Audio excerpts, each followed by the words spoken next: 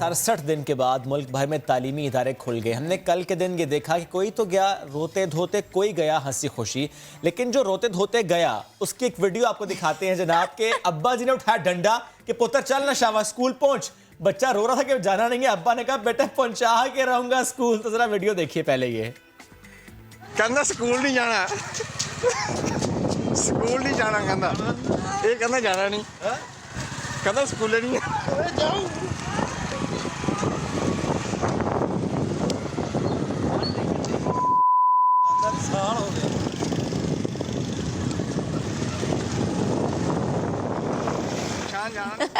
अच्छा अब्बा वो लगती है स्कूल नहीं जाना, चल पुत्र शाबाश। आपके तक कभी हुआ है ऐसे? मुझे अपने अम्मा पापा दोनों याद आ गए हैं। कभी छुट्टी नहीं कर रही थी स्कूल से। अच्छा उस वक्त तो कोरोना भी नहीं था, छुट्टियां होती भी नहीं पेट थी। में दर्द होता था, बड़े बहाने के बहाना चलता नहीं था। अच्छा वैसे मैं बहुत बहाने करती थी स्कूल जाते हुए, अम्मा पेट में दर्द है, सर्दी बहुत तब भी बहाने करती थी? नहीं मैं आज बहाने नहीं अच्छा, करती। अच्छा। सुबह मुझे वैसे सुबह उठते बहुत मौत आती है। आज भी यही होता है।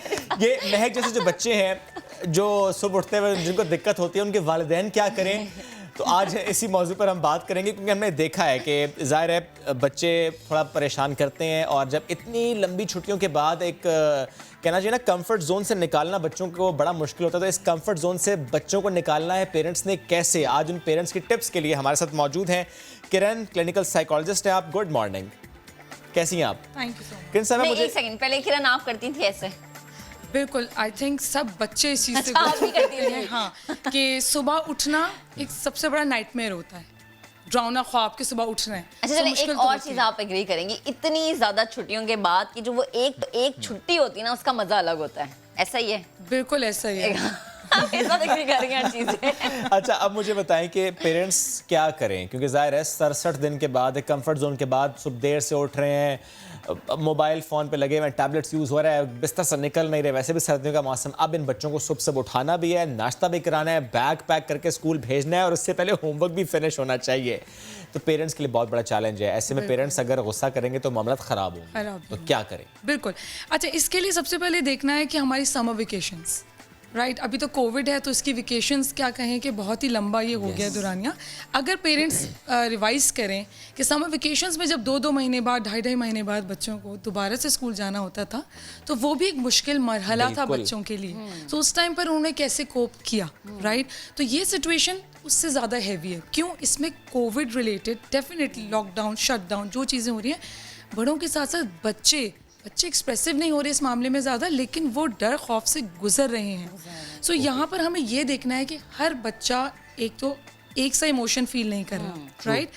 वेरियस रेंज ऑफ इमोशंस आपको मिलेंगे, बहुत से आपको एक्साइटेड भी मिलेंगे स्कूल जाने के लिए। घर में बोरियत हो गई, बोर्डम हो गया, और फिर हर वक्त अम्मा अब्बा की नज़र में रहना, कुछ खेलना है तो बहुत ज़्यादा एक्सेसिव एनर्जी के साथ नहीं खेल पा रहे कि अम्मा बोल रही है अभी सफाई हुई है, अभी तुम्हें खाना दिया है, अब ये मत करना, वो नहीं करना।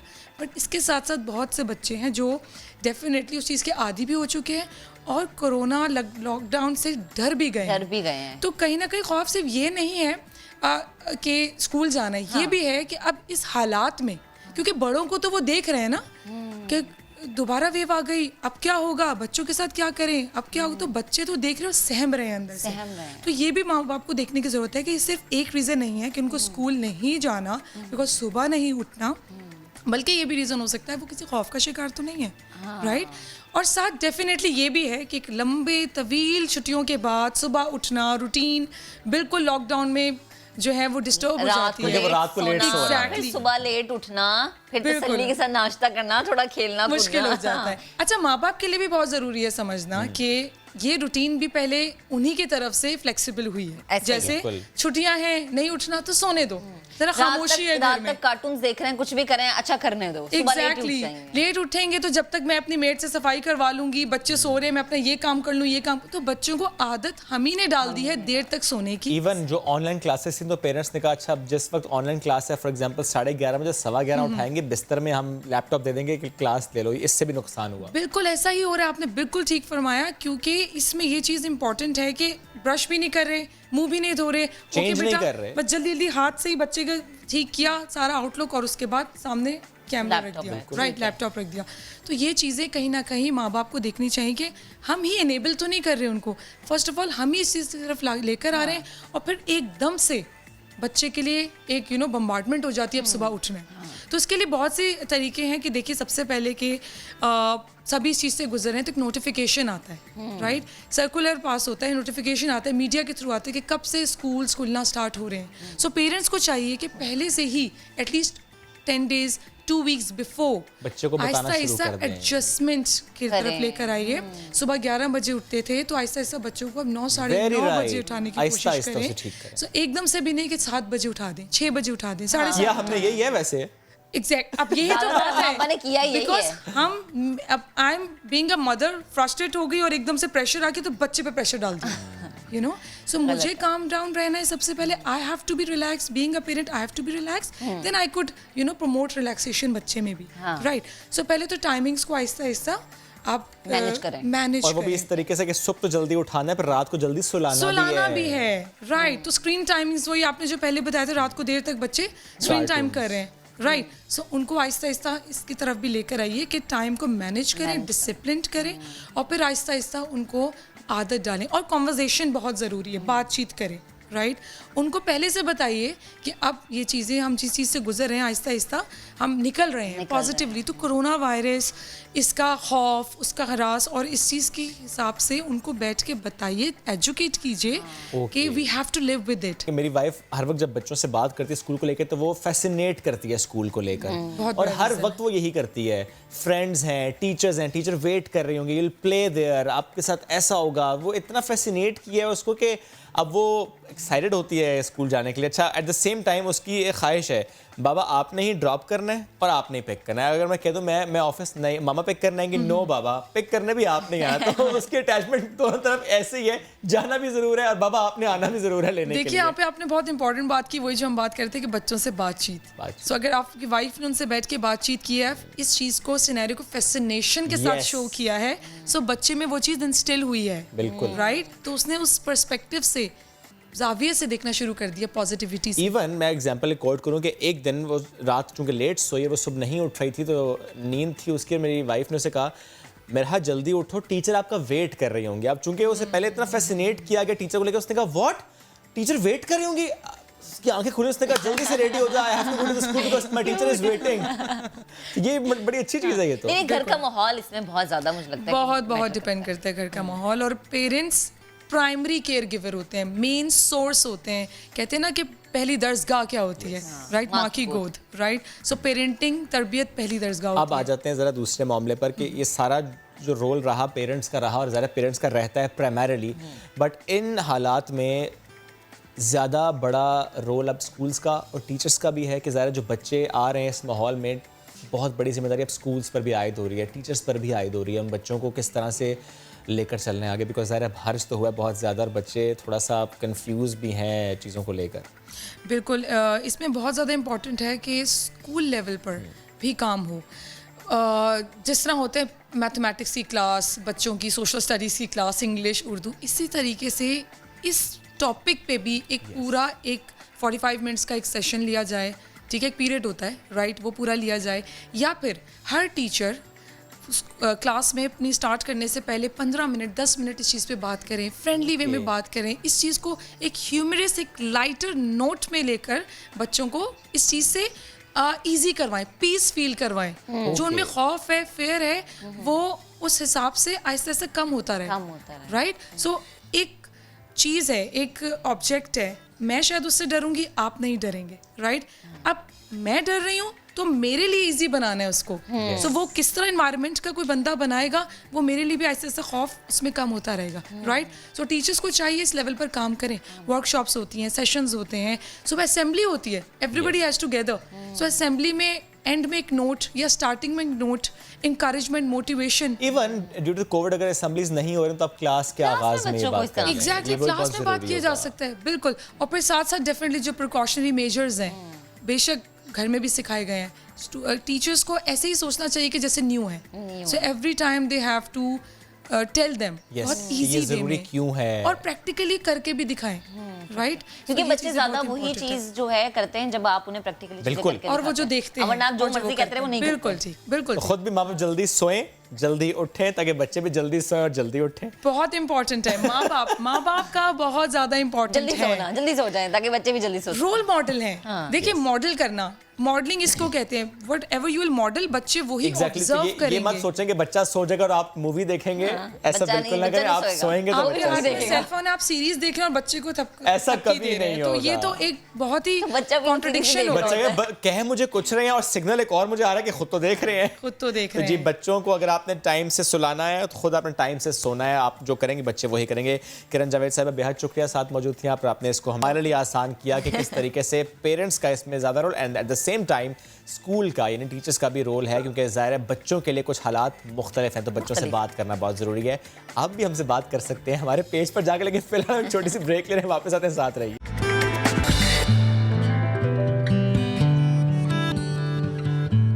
ट्रांसजेंडर्स की बात करते हैं और उनकी ज़िंदगी कैसे बेहतर बनाई जा रही है उसकी बात करते हैं। कराची में एक निजी कंपनी है जिसने ख्वाजा सराओं के लिए कंप्यूटर और इंग्लिश सिखाने की क्लासेस का एहतमाम किया है। वहाँ ट्रांसजेंडर्स को कोडिंग और मोबाइल ऐप्स डेवलपमेंट की बेसिक ट्रेनिंग दी जा रही है। जेंडर इंटरैक्टिव अलायंस की एग्जीक्यूटिव डायरेक्टर बिंदिया राना और प्रोग्राम मैनेजर जोहरिश खान आज हमारे साथ स्टूडियोज में मौजूद हैं। उनसे हम इस पर गुफ्तगू करेंगे। Good morning and welcome to the show. Thank you. कैसी हैं आप? शुक्र अल्हम्दुलिल्लाह, मैं ठीक हूँ। अल्हम्दुलिल्लाह। अब मुझे बताएं ये ख्याल कैसे आया कि English language and computer training देनी है ट्रांसजेंडर्स को? देखिए बात ये है कि माशरे में और ज़िंदगी में तालीम और सेहत बहुत ज़रूरी है। बेशक। और ये हर इंसान का हक है। अगर आपकी सेहत अच्छी होगी तो आप माशरे में रोल अदा कर सकते हैं। मुल्क और कौम के लिए आप कुछ कर सकते हैं। अपने इर्द गिर्द के लोगों के लिए, फैमिली मेम्बर के साथ कुछ कर सकते हैं। अगर तालीम आपके पास होगी तो आप उड़ान भर सकते हैं। तो हमने ये सोचा कि जहां हमारी ख्वाजा सरा जो है पिसी हुई कम्युनिटी है, बिल्कुल ही उनके पास रास्ता ही नहीं है ना उनके पास तालीम के लिए कोई मतलब उनके पास कोई नेमो बदल हो, कोई जॉब हो। ज़ाहिर है अगर कोई भी अगर औरत है या मर्द अगर कोई भी अगर उनको इंग्लिश लैंग्वेज कोर्स करना चाहे, कंप्यूटर कोर्स करना चाहे, कोई स्किल सीखना चाहे, तो उनके लिए ऑलरेडी बहन भाइयों की सपोर्ट होती है कि चलो भी आप चले जाओ। तो ख्वाजा सरा कम्युनिटी वाहिद ऐसी है जो जैसे होश संभालने के बाद ही घर से ही उनको निकाल दिया जाता है कि उसके भाइयों की तरफ से, उसके पापा की तरफ से बड़ा अंडर प्रेशर किया जाता है कि हमें ख़ानदान वाले कह रहे हैं कि आपके घर में देखिए अभी तो हम तरक्की कर गए ना। अभी तो हम लोगों ने एक कानून साजी का बिल भी वफाक में करवा लिया। ऑलरेडी हम लोगों ने अब हम लोग अपने इदारे चला रहे हैं, जैसे जेंडर हम लोग HIV पे काम करें। हम लोगों ने डोनर को इस बात पे आमादा कर दिया कि जो कम्युनिटी बेस्ड CBO जो प्रोजेक्ट होंगे वही कम्युनिटी ही करेगी, दूसरा इदारा हमारा काम नहीं करेगा। यहाँ तक भी हम लोगों ने बात की। फिर हम लोग जब अगर मैं UK की बात करूँ, थाईलैंड की बात करूँ, नेपाल की बात करूँ, जब मैं वहाँ पे गई तो वहाँ पे मैंने देखा कि थाई एयरलाइन में खुद ख्वाजा सरा मतलब TG सुन के हैं। और यहाँ पे ऐसी क्या बात है कि आप प्यून रखने के लिए भी ख्वाजा सरा को तैयार नहीं होते। अब ख्वाजा सरा के पास रास्ता क्या रह जाता है? घर से 12, 13, 14 साल की उम्र में निकले जब एक गुरु खुद बेकिंग कर रहा है, खुद एक डांसिंग कर रहा है, तो वो बेचारा वही करेगा ना भूखे पेट में। उसके लिए रास्ते तो बंद कर दिए ना। तो रास्ते बंद। अब देखे ना, अब 2009 में जो सुप्रीम कोर्ट का काम आता, free education, free health, 2% quota, home department को गया, तो 76 ख्वाजा सरा KPK में कत्ल होते हैं गाजर मूली की तरह। और पिछले दिनों जब पूरे पाकिस्तान से एक हम लोगों ने मुजाहरा किया था, एक गोली बंदे को मारने के लिए काफ़ी होती है। चुनाचे उन लोगों ने 6 फायर मारे, 2 गोली लगने के बाद उसी टाइम TG मर गई थी। आपने 4 गोली लाश को मारी, ये एक सवालिया निशान है। तो हम लोग जो अभी ये तालीम का सिलसिला हम लोग जोड़ रहे हैं और अपनी मदद आप जो हमारे दफ्तर के लोग हैं टीम के, हम लोग अपनी सैलरियों में से वो कुछ करके उनकी बहुत कम फीस है, मतलब 1500 महाना, चलो उसमें हमारे ख्वाजा सरा जो मतलब एक मंथ की तो चलो वो हम लोगों ने 10-12 लोगों की एक टीम बना ली।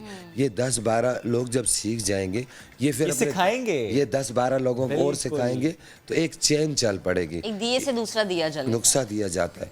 तो बात वहीं पे आ जाती है कि हम लोग दावे तो बड़े बड़े करते हैं, ऐलानात तो बड़े बड़े करते हैं, मगर देखिए अमली तौर पर होना अमली तो देखिए ना, वज़ीर आला सिंध से हम मतलब मेरी मुलाकात हुई, उनके मतलब कौमी असम्बली के मेंबर, दूसरे तीसरे मुल्क, ऊपर के लोग तो कर देते हैं, मगर नीचे के जो उनके ओहदेदार होते हैं ना, वो करने के लिए तैयार नहीं होते। या फिर हम स्कूल जब कॉलेज की हम लोग बात करते हैं ना, वहाँ पे 2 सब्जेक्ट पढ़ाए जाते हैं, औरत है मर्द है। जब वो बच्चा तीसरी जींस देखता है तो वो डिस्टर्ब सा हो जाता है ना, क्योंकि उसको बताया शुरू से नहीं बताया नहीं जाता। जाता ना भाई। जहाँ उस्ताद, जहाँ हम लोग 2-2 घंटे की क्लासेस होती हैं, कॉलेजों में होती हैं, हम कॉलेजों में जाते हैं, स्कूल मदरसे में तो हमें रसाई नहीं होती ना कि हम लोग जाके वहाँ बात कर सकें। तो अब जब हम वहाँ जाते हैं, उनको बताते हैं, आज तो अल्हम्दुलिल्लाह चाहे कोई गवर्नमेंट का सेमिनार हो तो इनवाइट किया जाता है, किसी कॉलेज का कोई भी अगर इवेंट हो तो हमें इन्वाइट किया जाता है। अब तो चेंज हो तब्दीली रहा आ गई है। देखिए 80% जो है ना, मतलब लोगों में चेंज आ गया। लोग अब देखो ना, कोरोना में कितना बड़ा मतलब मसला था पिछली दफ़ा जब शुरू में हुआ, तो लोग बोल रहे थे भी ये ताकि अब ख्वाजा साहब ने ये बोला हमें कोरोना नहीं मार रहा, हमारे लोगों को भूख मार जाएगी। ज़ाहिर सिग्नल बंद है, रोड बंद है, लॉकडाउन लगा हुआ है चारों तरफ से। तो वो उन लोगों के कोले आ गए कि मम्मा मैडम हमें कोरोना मारे नहीं मारे, हमें भूख मार जाएगी। ज़ाहिर है कि मार्जिनलाइज जो कम्युनिटीज़ होती हैं उनके इश्यूज बहुत ज़्यादा होते हैं। मैं ज़ोहर साहब को भी शामिल गुफ्तगू करता हूँ। मुझे प्लीज़ आप बताइएगा, you are the program manager of this organization, तो इंग्लिश लैंग्वेज और कंप्यूटर के कोर्सेज या for that matter mobile application, तो अगर आप शेयर कर सकें कौन कौन से कोर्सेज हैं, कितनी ड्यूरेशन होगी और क्या है? फर्स्ट ऑफ ऑल मैं ये जी की बात को ही कंटिन्यू करूँगी कि देखिए हाँ, we are the organization and we are here to break the stereotype. Transgenders के साथ जो स्टीरियोटाइप उनके साथ जुड़े हुए हैं, लोगों का एक माइंड सेट है, मगर इसके बावजूद ऐसा नहीं कि ट्रांसजेंडर पढ़े लिखे नहीं है। हमने विद इन अ कम्युनिटी हमने कुछ जो है पढ़े लिखे ख्वाजा सरा जो है वो आइडेंटिफाई किए, मगर उसमें उनमें वो जो कि एजुकेटेड हैं बट वेल स्किल्ड नहीं है। आज आप इंटरमीडिएट तक की तालीम हासिल कर लें, आपको इंग्लिश नहीं आती, अगर आपके पास एक्सपीरियंस नहीं कंप्यूटर्स का, माइक्रोसॉफ्ट का एक्सपीरियंस, आप कोई स्किल नहीं, और no one want to hide you as a sir आपको स्किल नहीं है, जो स्किल नहीं है। तो इस वजह से सबसे पहले हमने फोकस किया कि जो है ना कौन से कोर्सेज जो है वो ज़्यादा वैलिड हैं ताकि वो मेन स्ट्रीम सोसाइटी का पार्ट बन सके। इसमें कोडेड जो कि आजकल आप देखिए हर कंपनी, हर फर्म, हर ऑर्गेनाइजेशन की एक नीड है। And secondly language, English language is very important. आपको इंग्लिश आती है तो आप बहुत कुछ चीज़ों को अचीव कर सकते हैं। तो सोसाइटी के अपनी कम्युनिटी को मेन स्ट्रीम सोसाइटी का बनाने के लिए हमने सोचा कि कोडेड और इंग्लिश लैंग्वेज पे फोकस किया जाए, और इसके साथ माइक्रोसॉफ्ट, ताकि इन सब चीज़ों से जो है वो अवेयर हो, और इन केस अगर उनके पास इन फ्यूचर जब ये पूरे कोर्सेज सीख लेते हैं और दूसरी कम्युनिटी को भी अपने साथ मोबिलाइज करते हैं, देन वो कहीं भी जो है वो एज अपनी CV सबमिट कर सकते हैं, एज अ प्रोफेशनली जॉब कर सकते हैं तरीके से जो है ना रोजगार कमा, ताकि जो सोसाइटी का एक माइंड सेट है कि जो ट्रांसजेंडर सिर्फ जो है वो स्टीरियोटाइप प्रोफेशन से ही जुड़े हो, उन चीज़ों से ख़त्म हो और वो आगे बढ़ें, जिस तरह मर्द और औरत और इंक्लूजन आ जाए सोसाइटी। इंक्लूसिव सोसाइटी तो बात होनी ही ये है चाहिए ना कि हम अगर दूसरे मुल्कों में चले जाएं ना, वहाँ का सदर, वहाँ का वज़ीर आज़म जो है ना, वो अपनी कौमी ज़बान में बात करने में फ़ख्र समझते हैं, मगर बदकिस्मती से जो यहाँ पे इंग्लिश क्लियर बोल रहे और इंग्लिश में बात करता हो, उसको अगर होटल का में वेटर भी चाहिए ना किसी 5 स्टार का, उसकी इंग्लिश हाई फाई होना ज़रूरी है, चाहे उसको उर्दू नहीं भी आती हो। तो ये चीज़ एक वो, और एक खूबसूरती। अब अगर हम खूबसूरती की, जैसे देखो मैं अक्सर तुम लोगों का प्रोग्राम देखती हूँ, सामान जोड़ा बड़ा खूबसूरत ढूंढा है तो अब बात क्या है कि ये, और दूसरी है कि आपको बॉडी लैंग्वेज बहुत कुछ चीज़ें करता है ना, तो ये हम सारा टैलेंट टीजीज़ में लाना चाह रहे हैं ताकि हम उनका फैशन शो करा सकें। अब देखो ना, शीमा मेरी बहुत अच्छी दोस्त है। अब शीमा अक्सर कहती है यार तुम सेंटर खोल लोगी ना, मैं फ्री एंड क्लासिकल डांसर मतलब ख्वाजा सरा क्लासिकल डांस सिखा दूंगी। यहाँ पे क्या है, अगर आपका बच्चा माजूर पैदा हो गया, बच्चे माजूर, आप तालीम भी दिलाएंगे, संभालें। अगर आपके घर में ख्वाजा सरा पैदा हो जाए तो रिश्तेदार भी बात, अरे भाई क्या मसला है, वो दहशत गर्द नहीं है, वो चोर नहीं है, वो डकैत नहीं है, अल्लाह की बनाई हुई मखलूक। फिर आज का दूसरा तरीका आ गया ना, बिंदिया जी हम मतलब कुछ लोगों से मुझे ईमेल आती रहती हैं, कुछ अजीब गजीब मुझे ईमेल आते हैं, बिंदिया जी हम अगर डोनेशन कर दें ख्वाजा सरा को मुकम्मल लड़की बना दें, मुकम्मल लड़का बना दें। अरे यार मुकम्मल लड़के या लड़की बनाने से क्या होगा, जो उसको रब्बे कायनात ने कायनात ने तख्लीक बना किया, आप उनको काम दो, आप उनको इज्जत दो। अब एक चीज़ अब देखो ना, यहाँ अकलियत के लिए रिजर्व सीटें, क्योंकि हमने बाहर वालों को मुंह दिखाना होता है ना। यहाँ औरतों के लिए रिजर्व सीट है, ख्वाजा सराओं के लिए रिजर्व सीट नहीं है। यही रिमल बिल्कुल अली जो अभी आई है, उसकी और मेरी रात को बात हो रही थी कि अब हम लोगों ने के सेनेट के बाहर बैठना है। हमने मतलब वहाँ पे जो है नेशनल असेंबली के बाहर मुताबिक सामने रखने कि रिजर्व सीट होनी चाहिए, चारों सुबह हमारा ही नुमाइंदा जाए, हमारी ही बात करे, हमारे मसलों मसाइल पे बात करे। यहाँ तो अजीबो गरीब देखो, हम लोग सबकी बहुत इज्जत करते हैं। ये नहीं कि ख्वाजा सरा मैं कहती हूँ वाहिद ऐसी कम्युनिटी है हमारे में, क्रिश्चियन ख्वाजा सरा हो, हिंदू हो, सिख हो, मुस्लिम हो, हम साथ खाते हैं साथ पीते हैं। हम बोलते हैं इंसानियत पहले मज़हब बाद में, ठीक है ना। और हमारे में कोई वफात कर जाए, यहाँ तो अजीबो गरीब टॉपिक के लोग हैं। बिंदिया जी आपका ख्वाजा सरा कोई मरता है उनका, आप लोगों में से अगर कोई ख्वाजा सरा रात में ले जाते हो खड़े कर, भाई अगर शबनम मौसी की फिल्म देख ली, वो हमारे पर ना थोपो। ये आम आदमी का जिस तरह होता है उस तरह दूसरों का होता है यार। आप किसी का दर्द तो महसूस करें ना। हाँ, हम लोग वैसे तो मतलब जो है ना, मैं 2013 का इलेक्शन लड़ रही थी, तो मेरे जो साथ में मशवरे देने मुझे कहें, बिंदिया जी ये सारे अमेरिका को बुरा भला बोल रहे हैं, ये बोल आप भी 2 अल्फाज कह दें। मैंने बोला अभी इन सबको वीज़ा मिल जाए ना, आधा पाकिस्तान खाली हो जाएगा, तुम चुप रह जाओ। जिस मुल्क के बारे में मैं गई नहीं, मुझे उससे टेंशन नहीं है, मैं उसको बुरा क्यों बोलूँ। अगर मेरी लड़ाई है जो मेरे हल्के में गटर लाइन सीवरेज लाइन मिली हुई है, जो KMC हॉस्पिटल हम लोग देखते हैं सरकारी, और आप डिफेंस का चले जाए ना, जानवरों का हॉस्पिटल देख लें 10 दर्जे। मैं तो लड़ाई लड़ रही हूँ कचरे के ढेरों मसाइल से हल, मसाइल के हल। मगर एक ख्वाजा सरा तो ये बात समझता है, मगर सिविल सोसाइटी को अभी भी समझने में देर। अच्छा यही सॉरी आपकी बात कटी, यही मैं पूछना चाह रहा हूँ आपसे। फॉर एग्जाम्पल बिंदिया जी, हम आज से 5 साल पीछे चले जाते हैं या 10 साल पीछे चले जाते हैं, वो टाइम जब आपने इलेक्शन लड़ा था, उस टाइम 2013 की बात फॉर एग्जांपल आप कर भी रही हैं, उस वक्त जो ट्रांसजेंडर कम्युनिटी को दरपेश चैलेंजेस थे और आज 2021 में कितना फ़र्क आया है। क्योंकि हमने देखा अब ट्रांसजेंडर्स कैफेस चला रहे हैं, हमने देखा कि वो एक लॉयर भी हैं, हमने देखा कि वो हुकूमत में भी हैं, हमने देखा कि मूवीज भी कर रहे हैं, रिमल की आपने बात मूवीज कर रहे हैं, और हमने ये भी देखा कि इसके साथ साथ पुलिस में भी है कि वो अपने नहीं है, पुलिस में नहीं है, पुलिस में नहीं है, नहीं पुलिस में भर्ती इस तरीके से होती है कि तरक्की तो किसी तौर पे कर रहे हैं, हो जाएंगे, हो जाएगा, एटलीस्ट वो स्टेप्स लिए जा रहे हैं, हो जाएगा। और जिस तरह भी KP में रिसेंटली जिस तरह के बिल पास हुए हैं, उसमें भी ट्रांसजेंडर्स के हुकूक की बहुत बात हो रही है। बिल एक हम लोग जो है ना बिल पास करा के ना और हेडलाइनें चल जाती हैं। देखो प्रेस मीडिया तो 2009 से लेके अभी तक प्रेस मीडिया साथ दे रहा है। अगर प्रेस मीडिया साथ ना होता तो आज बिंदिया राना यहाँ नहीं होती, ठीक है ना। हम थैंक्स कहते हैं पूरे पाकिस्तान की प्रेस मीडिया को, क्या वर्ल्ड की, जब मैं इलेक्शन लड़ी थी दुनिया की प्रेस मीडिया, हम उनको थैंक्स कहते हैं। मगर मसला ये है, एक चीज़ हमने जाके सेनेट में दी, रज़ा रब्बानी साहब थे पीपल्स पार्टी के, मैं उनका काफ़ी एहतराम करती हूँ। 2009 में इख्तियार में चौधरी थे, और जब 2017 में गए तो सेनेटर जो रज़ा रब्बानी साहब थे, उसने 2 घंटे टाइम दिया। वो जो बिल कुछ लोग एतराज़ कर रहे थे ना कोयटा के, वो बिल पास हो गया, सेनेट से पास हुआ, नेशनल सदर पाकिस्तान ने साइन किया। जब उसके रेगुलर रूल नहीं बनेंगे, जब अमल दरामद नहीं होगा, कोई फ़ायदा होगा। आप बात करें उस टाइम की 2013 की और आज की, मुझे तो 2013 में आज में सिर्फ बातों में फ़र्क लग रहा है। अगर आप 20,000 ख्वाजा सरा कराची में है, 20,000 में से जैसे जब प्राइवेट इदारे या मतलब दूसरे मतलब सेमी गवर्नमेंट कह लूँ, या डेली बेसिस पे किसी को रख के सिर्फ कंटोनमेंट बोर्ड ने 4 ख्वाजा सरा, वो भी हम सुप्रीम कोर्ट के क्लिफ्टन कंटोनमेंट बोर्ड ने ओके किए। बाकी आप मुझे बता दें ना कि बाकी कहाँ है। 20 ख्वाजा सराओं को काम दे के और आप मुतमईन हो जाएं कि मैंने मसला हल कर दिया। ये मसले का हल नहीं है। मसले का हल तो वज़ीर आला सिंध ने कहा कि 5% कोटा, और हर कोटे में ख्वाजा सराओं के लिए पिछले दिनों रेसन की सिंध हाई कोर्ट का फैसला आया, तो मैंने वो जब फैसला आया तो मुझे ऐसे लगा जैसे हवा का झोंका आया, क्योंकि 2009 में भी यही से हमने जश्न मनाया, ये कि ये क्या हुआ। सेनेट में 2017 में हम बिल, अब तो हम लोग पूरी रिसर्च कर लिए सिंध के लिए, सिंध असम्बली में हम लोग बिल जमा करवाने जा रहे हैं ख्वाजा सराओं का। मगर मसला वहीं पे आ जाता है जब हम एक दूसरे के तासुरात नहीं समझते।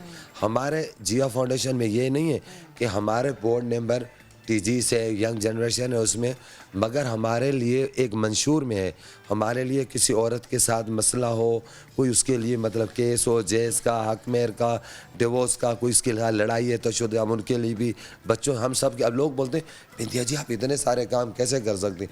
मुख्तलिफ इदारे जो मुख्तलिफ चीज़ों पे काम करते होते हैं, हम लोगों ने उनके साथ MOU साइन कर लिया।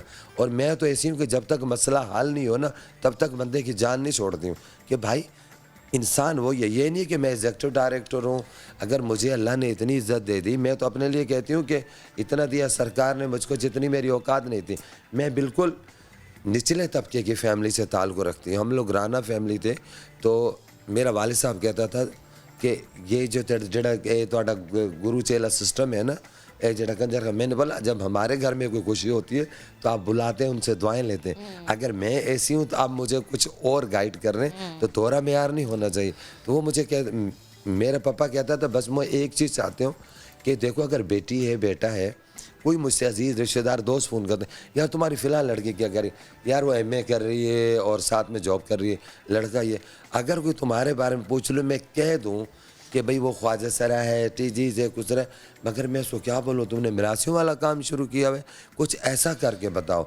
चलो भाई, तो वो मेरा मतलब बड़ा भाई अक्सर कहता था यार तेरे लिए तो कुछ सोचना पड़ेगा। मैं उसको बोलती मेरे लिए कुछ नहीं सोचो, तुम अपने लिए नहीं, सोचो। सोचो मैं खुद कर हाँ, दूंगी। तो वो मेरा एक कज़न था, मैं फैसलाबाद जाया कर, मतलब पंजाबी राजपूत है, बड़े मौज मस्ती वाले लोग हैं ना, तो मैं अक्सर वो जाती थी तो वो मुझे देख के ना गाना गाता था मेरा कज़न, यार तुम लड़की होती तो मैं शादी कर लेती। फिर वो अक्सर गाना गाया कहता था अपनी तो ऐसे तैसे कट जाएगी, आप कहा क्या होगा जन्नाबे आली। अब जब मैं जाती हूँ ना, उसके बेटे जवान हो गए, शादियाँ कर ली, अलग हो गए, खुद टेंशन में, तो मैं जाके उसको बोलती हूँ अपनी तो ऐसे तैसे कट जाएगी, आपका क्या होगा जन्नाबे आली। तो वक्त ही हर चीज़ का जवाब है। तो वो मुझे कहता यार है ना, मैं तो पछता रहा हूँ, बंदा बन गया। तो ज़िंदगी में हर किसी में आते हैं। जब मैं 2002 में काम करती थी, वेब की नेबर थी, देखिए कहते ख्वाजा सराओं में भाई किस चीज़ कमी है, मैं पहली ख्वाजा सरा 2013 का इलेक्शन लड़ा, मैं पहली ख्वाजा सरा ड्रामा आर्टिस्ट, मैं पहली ख्वाजा सरा स्टेट शो आर्टिस्ट, मैं पहली ख्वाजा सरा जो ह्यूमन राइट्स की वफाक से भी नेबर हूँ, सिंध से भी नेबर हूँ, मैं पाकिस्तान की पहली ख्वाजा सरा जिसने अंदरून सिंध बलोचिस्तान फ्री मेडिकल स्कैम औरतों और बच्चों के ऊपर काम किया। और चैलेंज है, मैंने वहाँ काम किया जहाँ सर दर्द की गोली जाहिर है मिलती थी। आपका काम हमारे सामने है। बिल्कुल वक्त में बस एक लास्ट कमेंट अगर ज़ोरिश आपसे मैं लेना चाहूँ कि हालात कितने मुख्तलिफ हुए और specially in this government, Imran Khan साहब की हुकूमत ने स्टेप्स लिए, आप थोड़ा सा सेटिस्फाई हुए कि चलें चीज़ें मस्त डायरेक्शन में जाती अब दिखाई दे रही हैं? अच्छा, जहाँ चेंज की हम बात करते हैं तो एक बात है कि अगर हम 10 साल पहले चले जाएं तो इतना इंक्लूजन नहीं था, ट्रांसजेंडर्स को इतनी वैल्यूज़ नहीं थी, इवन जस्टिस भी नहीं था। मगर आज भी चीज़ें थोड़ी बहुत मतलब एटलीस्ट एक ट्रैक पर हम चल पे आ गए हैं कि मतलब सोसाइटी को ये पता चल गया कि ट्रांसजेंडर्स भी कुछ जो है वो अहमियत रखते हैं इस सोसाइटी में। और सबसे ज़्यादा जो एक्सेप्टेंस आया है हमारे लिए वो यूथ की तरफ से बहुत ज़्यादा है, एक positive change. As program manager अक्सर बहुत सारी यूनिवर्सिटीज़ के जो है जो स्टूडेंट्स हैं वो अक्सर अपनी थीसिस के लिए अब ट्रांस का प्रोजेक्ट लेते हैं कि हम ट्रांस पे काम करना चाहते हैं, और अप्रिशिएटली यूनिवर्सिटी इस चीज़ की इजाज़त भी देती है। अब देखिए ना, ये एक पॉजिटिविटी है कि आपका तालीम का निज़ाम ऐसा, या आप अपने बच्चों को तालीम ये दे रहे हैं कि आप इस पे काम करें और आप इसकी पॉजिटिविटी दुनिया को दिखाएं कि पाकिस्तान में इस पे कितना काम हो रहा है। यार फिर दूसरी बात ये भी होती है ना, लोग बोलते हैं जी आपके लोगों को ये ऐसे करते हैं, यार हम ताली को चूंज गए भाई, हम तो मुस्कुराहटें बखेरने वाले लोग हैं, हम भाई काम भी करेंगे, हम गाएंगे भी, हम झूमेंगे भी भाई। क्या है, हाँ इमरान खान से ये चेंज हो गया, पाकिस्तान का पहला ऐसा वज़ीर आज़म था जो हेल्थ कार्ड ख्वाजा सराओं को दिए, और अभी भी हमारे उनके साथ मुज़ाकरात चल रहे हैं। देखें अगर हम लोग बात करें कि कानून साजी के हवाले से वो सिंध पहले नंबर पे है, जो हक की बात है, सिंध उसमें पहल करता है, मगर एक वज़ीर आज़म आया है और एक नए पाकिस्तान की वो करें। जब मैं इलेक्शन लड़ी तो सियासी बातें तो होती हैं ना, मुझे आज भी वो कुछ लोग मिलते हैं कहती तुम बड़ी तेज़ हो, मैंने बोला क्या हुआ, बोला उस टाइम कह रही थी हम नए पाकिस्तान की बात कर रहे थे, तुम बोली थी पुराना ख्वाजा सराओं को दे दो हम सेट कर लेंगे। तो मैंने बोला देखो वही बात तुम्हारे गले पड़ी हुई है ना, अब अगर अब वही वाला सेट नहीं हो पा रहा ना कि लड़ाई झगड़े, तो हमें तो लोग बोलते हैं कि ख्वाजा सराओं की लैंग्वेज इस तरह है, बात करने का तरीका है, बिंदिया जी उनको ये सिखाएं। यार खुदा रहा जो तुम्हारी रोजाना टॉप शो में सियासतदानों की आपस में गुफ्तगू जो लैंग्वेज इस्तेमाल होती है ना आजकल, उनको सिखाने की जरूरत वो है। ख्वाजा सराओं की उनसे कम से कम अच्छी चले, होती है। ठीक है, जुमलेबाजी जो ठीक होती है। है। बिंदिया साहब बहुत शुक्रिया, ज़रा आपका शुक्रिया, साथ मौजूद थे आप दोनों।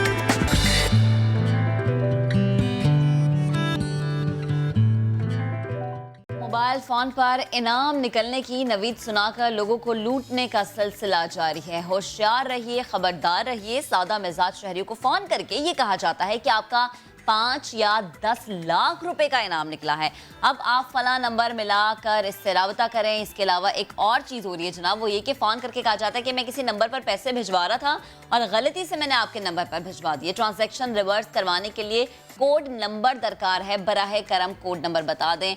अब कुछ शहरी इतने सादा मिजाज होते हैं कि वो बेचारे धोखा खा लेते हैं, और तो और अब व्हाट्सएप को भी हैक किया जा रहा है। इस पे मजीद बात करने के लिए हमें ज्वाइन किया है cyber law expert Jain Qureshi साहब ने। जैन, गुड मॉर्निंग, आपका भी बेहद शुक्रिया वक्त के लिए। कभी बेनज़ीर इनकम सपोर्ट का मैसेज आ जाता है, कभी फला गेम शो का मैसेज आता है, कभी कुछ कह दिया जाता है, कभी कुछ कह दिया जाता है, और जो घर के बड़े होते हैं वो इस पर यकीन भी कर लेते हैं, और वो फिर कहते हैं बच्चों से कि अच्छा ज़रा पता करें कि जो मैसेज है वो सही है या नहीं है। अगर ये मैसेज मौसूल हो सार्फिन को तो उन्हें पहला काम क्या करना चाहिए? देखिए, बहुत शुक्रिया आपका। सबसे पहले मैं समझता हूँ कि जो फाइनेंशियल फ्रॉड्स के अंदर जो सबसे पहला जो तरीकेकार अपनाया जाता है वो जैसे आपने बताया कि इस तरह एक मैसेज जो है वो रिसीव होता है, और साथ ही बाज़ औक़ात या तो कोई टेक्स्ट मैसेज किया जाता है या फिर कॉल करके पूछा जाता है कि आपको इस तरह गलती से जो है एक मैसेज रिसीव हो गया, वो आप हमारे साथ कोड शेयर कर दें।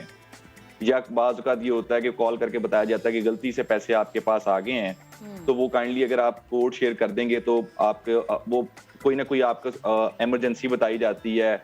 बाज़ औक़ात ये बता दिया जाता है कि जी हम आपके ब्रांच के मैनेजर बात कर रहे हैं जहाँ पे आपका बैंक अकाउंट है। तो इस तरीके से इंफॉर्मेशन को हासिल करने की कोशिश की जाती है।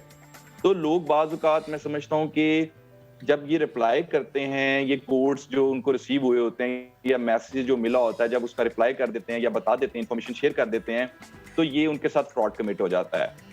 तो इसमें जो सबसे इंपॉर्टेंट बात है बताने की वो ये है कि आपको अगर ऐसी कोई भी कॉल आए, ऐसा कोई भी SMS आए, तो वो इंफॉर्मेशन मत शेयर करें। और इसमें जो सबसे ज्यादा जो मैं समझता हूँ कि जो आजकल जो फ्रॉड कमिट किया जा रहा है वो ये किया जा रहा है कि एक तो ATM का बताया जाता है कि जी आपका कार्ड जो है वो ब्लॉक हो गया है, और दूसरे नंबर पे ये कहा जाता है कि जी आपका इनाम निकला है और उसके लिए हमें आपकी इंफॉर्मेशन चाहिए। और इंफॉर्मेशन के अंदर जो इंफॉर्मेशन पूछी जाती हैं वो सबसे जो अहम इंफॉर्मेशन होती है वो ये होती है कि आपका बैंक अकाउंट नंबर क्या है, आपकी वालदा का नाम क्या है, आपका CNIC क्या है। और जब आप ये सारी इंफॉर्मेशन उनको बता देते हैं तो उसके बाद क्या होता है कि ये फ्रॉड कमिट होता है। तो आगाही के लिए मैं समझता हूँ कि सबसे पहले और सबसे अहम बात यह है कि ऐसी कोई भी इंफॉर्मेशन जो आपके बैंक अकाउंट से मुतल्लिका हो, आपकी पर्सनल इंफॉर्मेशन, ये किसी के साथ, चाहे वो आपका कोई दोस्त क्यों ना हो, उसके साथ शेयर मत करें। ठीक है सर, ये मामला तो है जिस पे आपने आगाही की बात भी की, लेकिन सर मुझे ये बताएंगे फॉर एग्जांपल ऐसा कोई मामला हो गया है, क्योंकि मामला तो ऐसे भी हैं, कोई कॉल करता है, वो हिप्नोटाइज कर लेता है, वो सारी इन्फॉर्मेशन निकलवा लेता है, क्योंकि ऐसे मामला रिपोर्ट हुए हैं, बैंक अकाउंट की डिटेल्स निकलवा ली जाती हैं। सर मुझे ये बताएंगे, ये मामला हो गया किसी सादा लो शहरी के साथ हो गया, क्या हमारा लॉ इतना क्लियर है कि जब हमने शिकायत की उसके बाद वो वाकई फिर सुनी गई और वो मामला हल हुआ या नहीं, वहाँ पर कुछ मसाइल हैं? देखिए, ये आपका बहुत अहम सवाल है। देखिए, इस हवाले से जो प्रोविजन लॉ के अंदर मौजूद है वो है इलेक्ट्रॉनिक फ्रॉड। अब इलेक्ट्रॉनिक फ्रॉड के अंदर जो सजा है वो 2 साल है, और जो बताने की जरूरत है वो ये है कि ये बेलेबल ऑफेंस है। तो अब होता ये है कि अगर फर्ज किया कि आपने ऐसा कोई फाइनेंशियल फ्रॉड रिपोर्ट भी कर दिया, तो जो फ्रॉडस्टर्स होते हैं, जो इस तरह के साइबर क्रिमिनल्स होते हैं, वो रास्ता ये ऑप्ट करते हैं कि अगर वो किसी को ऐसा SMS भेजते भी हैं तो जो सिम इस्तेमाल की जाती है वो अनऑथराइज्ड होती है, वो इलीगल होती है। इसी वजह से साइबर लॉज के अंदर एक प्रोविजन ये भी मौजूद है, लॉ के अंदर ये भी एक ऑफेंस जो है इसके बारे में बताया गया कि unauthorized issuance of SIM card is also a crime. तो देखा ये गया कि जो ज्यादातर फाइनेंशियल फ्रॉड्स कमिट किए जाते हैं वो जिन सिम्स के थ्रू किए जाते हैं वो अनऑथराइज्ड होती हैं। तो इसमें जो पहला मैं समझता हूँ कि मरहला होता है कि how to identify the cyber criminal, that becomes very difficult. क्यों? क्योंकि इसमें जो सिम इस्तेमाल की जा रही है वो अनआइडेंटिफाइड है, वो अनरजिस्टर्ड है, और अगर रजिस्टर्ड भी है तो वो जिस शख्स के नाम पे रजिस्टर्ड है वो शख्स वो है ही नहीं जो ये क्राइम कमिट कर रहा है। सही है। तो यहाँ जो आपने कानून के हवाले से बात की, तो मैं समझता हूँ कि एक तो इसमें सजा बढ़ाने की जरूरत है। दूसरा, मैं ये समझता हूँ कि जब बायोमेट्रिक वेरिफिकेशन का जो सिस्टम है वो मौजूद है, उसके साथ साथ जो कस्टमर्स हैं, जो यूजर्स हैं, उनको भी कुछ मैं समझता हूँ कि हदायत और अवेयरनेस देने की जरूरत है कि वो भी ये चेक करें अपनी मुतलका किसी फ्रेंचाइज पे जाके जो नियर बाय उनके घर के करीब हो, कि वहां पर ये चेक कर सकते हैं कि क्या कोई दूसरी सिम्स तो ऐसी नहीं है जो उनके नाम के ऊपर रजिस्टर्ड करवा दी गई हैं। क्योंकि अच्छा। आजकल जो एक साइबर क्रिमिनल्स की तरफ से रास्ता ऑप्ट किया गया वो ये भी है कि वो वो क्या करते हैं कि फेक डेथ सर्टिफिकेट्स के थ्रू सिम कार्ड्स को रजिस्टर्ड करवा देते हैं उन लोगों के नाम के ऊपर जिनका उस सिम से कोई ताल्लुक नहीं, जो ऑलरेडी उन सिम्स को इस्तेमाल कर रहे होते हैं। अब जैसे एक सिम है वो किसी शख्स के नाम पे है, वो शख्स जिंदा है, लेकिन क्या किया जाता है कि जो साइबर क्रिमिनल होता है वो जाता है, वो एक फेक डेथ सर्टिफिकेट तैयार करता है और उस शख्स के नाम पे वही सिम जो है उसका फेक डेथ सर्टिफिकेट फ्रेंचाइज में शो करके और उसका फैमिली मेंबर अपने आप को शो करके वो सिम हासिल कर लेता है। अच्छा जैन, फिर और ये केसेस तो हमने देखे भी। लास्ट में कमेंट आपसे चाहूंगी कि अक्सर ऐसा होता है कि व्हाट्सएप या आपका मोबाइल हैक हो जाता है और फिर आपके उस तरह से ट्रांजैक्शन भी होती है, ये भी मामला देखने में। अगर ऐसा कभी हो जाए तो क्या आपके मोबाइल पे कोई मैसेज या कुछ ऐसी चीज जिससे आपको पता चले कि आपका मोबाइल हैक हो गया या आपका व्हाट्सएप हैक हो गया है, कि वो जो सारिफ है, जो शहरी है, उसको पता चल सके कि अच्छा उसके साथ ये मामला हो गया है? देखिए, व्हाट्सएप हैक करने का जो तरीकेकार आजकल जो डिफरेंट हैकर्स की तरफ से अपनाया जा रहा है वो ये है कि एक कोड आपको रिसीव होता है। पहले तो हम जरा देख लें कि व्हाट्सएप की वर्किंग क्या है, कि जब भी आप व्हाट्सएप इंस्टॉल करते हैं तो उसके बाद फौरी तौर पर आपको जब आप अपना नंबर उसमें इंसर्ट करते हैं तो आपको एक टेक्स्ट मैसेज रिसीव होता है जिसके ऊपर एक कोड जो है वो आपको मिलता है। उससे ये वेरिफिकेशन होती है कि ये जो नंबर है ये आपके नाम के ऊपर रजिस्टर्ड है, ये आप ही हैं जो इसको इस्तेमाल करने लगे हैं। अब होता क्या है कि ये अगर जब ये कोई कोड, जैसे आपने बताया कि जब लोगों को रिसीव होता है तो उनको एक कॉल उनका कभी कभार कोई दोस्त कर देता है या फिर कोई अनोनिमस नंबर से कॉल्स आ जाती हैं ये पूछने के लिए कि गलती से कोड आपको रिसीव हो गया, वो आप हमारे साथ शेयर कर दें। तो होता क्या है कि जब वो कोड शेयर करते हैं जो उनको रिसीव हुआ होता है टेक्स्ट मैसेज के अंदर, तो उसके बाद क्या होता है कि उनके साथ उनका जो व्हाट्सएप होता है वो हैक हो जाता है। इसमें करने की जरूरत ये है, जो आपका सवाल था वो बड़ा अहम सवाल है, कि तमाम एप्लीकेशंस, तमाम social media sites 2 step verification की सिक्योरिटी फीचर्स के साथ बनाई गई हैं और ये व्हाट्सएप के अंदर भी ये 2 स्टेप वेरिफिकेशन का जो सिक्योरिटी फीचर है ये मौजूद है। इसको अनेबल करने की जरूरत है। जब आप 2 स्टेप वेरिफिकेशन अनेबल करेंगे तो आप उसके अंदर एक पिन जो है वो इंसर्ट करेंगे और उस पिन को इंसर्ट करने के बाद बहुत मुश्किल हो जाएगा हैकर्स के लिए इस किस्म का बिल्कुल कोई भी ठीक काम है। तो हम करना। सबको 2 स्टेप वेरिफिकेशन की तरफ जाना चाहिए, लेकिन सर बस ये बता दें, क्या पाकिस्तान में केसेस ज्यादा रिपोर्ट हो रहे हैं कि व्हाट्सएप हैक और पूरा का पूरा फोन हैक हो रहा है? व्हाट्सएप हैकिंग के जो केसेस हैं वो नो डाउट बहुत ज्यादा जो हैं वो रिपोर्ट हो रहे हैं। और पूरा का पूरा फोन हैक हो जाना ये रिपोर्ट हो रहा है सर पाकिस्तान में? बिल्कुल सर, बिल्कुल हो रहा है, क्योंकि देखें हमारे जो बहुत सारे जो फोन्स हम इस्तेमाल कर रहे हैं वो डायरेक्टली जो हैं वो कनेक्टेड हैं विद डिफरेंट जो है वो आपको ईमेल अकाउंट्स के साथ वो कनेक्टेड हैं। वो डिफरेंट हमारे जो नंबर्स हैं वो सोशल मीडिया साइट्स के साथ कनेक्टेड हैं। बिल्कुल, इसलिए एहतियात करनी चाहिए ना शहरियों को कि अगर कुछ भी ऐसा हो तो आप बाखबर रहें, ये ना हो कि कोई भी आपसे कुछ पूछ रहा है फौरन से उन्हें अपनी इन्फॉर्मेशन दे दे। जैन कुरैशी साहब, बेहद शुक्रिया आपके वक्त, कुछ शहरियों ने इससे इस्तेफादा भी हासिल किया होगा।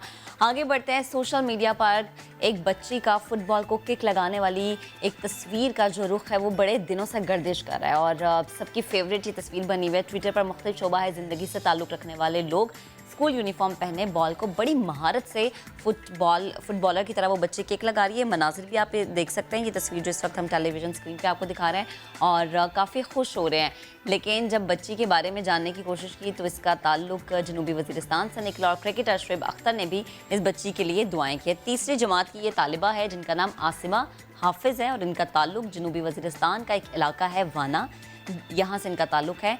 आसिमा हाफिज़ जो हैं तालीम हासिल करके डॉक्टर बनना चाहती हैं, डॉक्टर बनने की ख्वाहिश रखती हैं, लेकिन मुश्किल ये है कि उनके इलाके में स्कूल्स की कमी है। तालीम हासिल करने के लिए आसिमा लड़कों के स्कूल में पढ़ती हैं, लेकिन अक्सर देखा गया कि इस तरह के इलाकों में बच्चों को इजाज़त नहीं होती कि को एजुकेशन में जाएँ और पढ़ें। आज आसिमा हाफिज़, उनके भाई हमज़ा हाफिज़ और उनके वालिद साहब हमारे साथ मौजूद हैं। हमने सोचा कि उनसे बात करते हैं। अस्सलाम वालेकुम हाफिज़ा, आसिमा और जो सब लोग आप हमारे साथ मौजूद है, गुड मॉर्निंग। आसिमा, मैं आपसे बात करना चाहूँगी। पूरा पाकिस्तान आपको जानने लगा है, सब आपके लिए दुआएं कर रहे हैं, इसके अलावा वज़ीर भी हैं जो आपको सपोर्ट कर रहे हैं। कैसा लग रहा है ये सब कुछ देख के, ये जो आपको सपोर्ट मिल रही है, दुआएं मिल रही हैं? जी मुझे बहुत अच्छा लग रहा है और मैं बहुत खुश हूँ कि लोगों की सपोर्ट मिल रही है और दुआ मिल रही है। अच्छा आसमा, जो तस्वीर हमने आपकी देखी तो उसमें भी हम देख रहे हैं कि लड़के ही लड़के पीछे बैठे हुए हैं। आप लड़कों के स्कूल में पढ़ रही हैं, वहीं पर आप खेलती हैं। आपके अलावा कोई और लड़की भी है जो आपकी क्लास में हो या उस स्कूल में हो? जी मेरे क्लास में तकरीबन 6 लड़के हैं। ये लड़कों का स्कूल है, इसलिए हमारे स्कूल में ज़्यादा लड़कियां नहीं आती। अच्छा, मुझे ये बताएं आसिमा, आप पढ़ने में कैसी हैं? थोड़ी नालायक तो नहीं है? क्लास में फर्स्ट आती हैं? कौन सा ग्रेड आता है? जी मैं अभी 3री क्लास में हूँ और सेकंड क्लास में 3rd आई थी और एक बार फर्स्ट आई थी। माशाल्लाह, एक बार फर्स्ट भी आई हैं, एक बार 3rd भी आई हैं। लेकिन आप मुझे ये बताएं कि पढ़ाई में भी आप अच्छी, तस्वीर ऐसी जिसमें नज़र आ रहा है कि आप खेलना भी चाहती हैं, लेकिन अगर नंबर अच्छे ना आए तो क्या डांट पड़ती है अम्मी अब्बू से? ऐसा भी होता है? फिर हम आपके अब्बू से बाद में पूछेंगे कि क्यों डांटते हैं, अगर डांटते हैं तो। जी मेरे नंबर कम नहीं आती, तो अगर कम होगी तो अम्मी से डांट पड़ेगी और अब्बू कुछ नहीं कहते। ठीक है। अच्छा मुझे ये बताएं आसमा, आपको घर में कौन पढ़ाता है?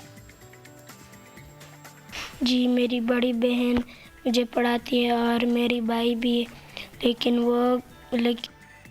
नहीं होता है। अच्छा आसमा, जिस तरह आपकी ख्वाहिश है डॉक्टर बनना, तो ज़रा ये बताएं कि ऐसा क्यों है? डॉक्टर ही क्यों? इंजीनियर क्यों नहीं? कोई स्पोर्ट्स की तरफ क्यों नहीं? टीचर क्यों नहीं? ऐसा क्यों नहीं? Y doctor? जी हमारे गांव में लेडी डॉक्टर नहीं है, इसलिए मैं डॉक्टर बनना चाहती हूँ ताकि मेरी गांव में एक डॉक्टर हो। अब बड़ी अच्छी बात है कि इतनी छोटी सी उम्र में इस बच्ची को इदराक हुआ है कि अच्छा उसने, अगर नहीं है कोई लेडी डॉक्टर तो उसने जिम्मेदारी संभालनी है। आसमा मुझे बताएं कि फुटबॉल की जो हम तस्वीर देख रहे हैं वो तो लग रहा है बहुत महारत से आप खेलती हैं, इसके अलावा और कौन सा खेल आपको पसंद है? मैं फुटबॉल खेलती हूँ और मुझे क्रिकेट भी पसंद है।